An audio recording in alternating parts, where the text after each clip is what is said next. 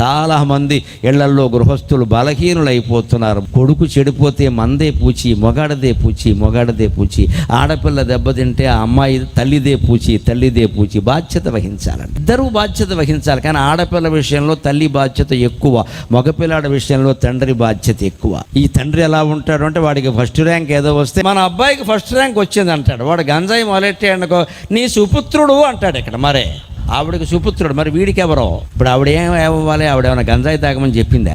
నీకు చెప్పింది ఆ విషయం, నువ్వు పట్టించుకోవాలా? ప్రతిదీ భార్యాభర్త ఇలాంటివి ముఖ్యంగా మాట్లాడుకోవాలమ్మా. దయచేసి దాచొద్దు.